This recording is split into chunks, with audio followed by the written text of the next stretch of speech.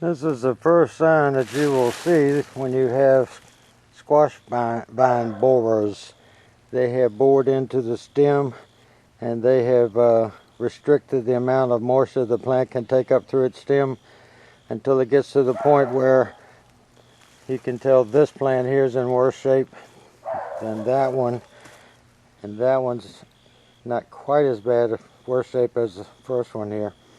But the stem cannot produce any moisture for the leaves and it starts to wilt, and that's usually the first sign that you got borers in there.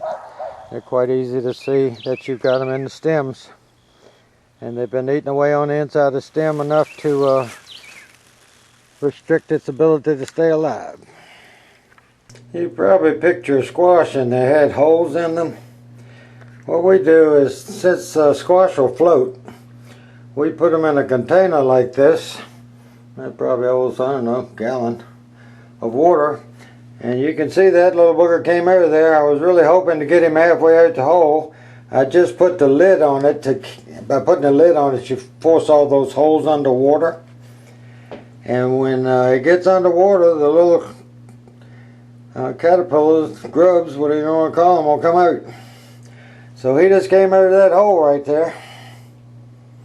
And that's what's eating on it. Now that's probably the same thing that goes in your stem and eats the stems out.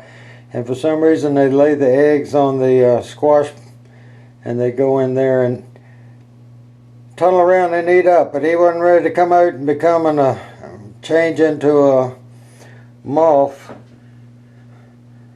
I'm going to put the lid back on it and see if I can't get any more to come out.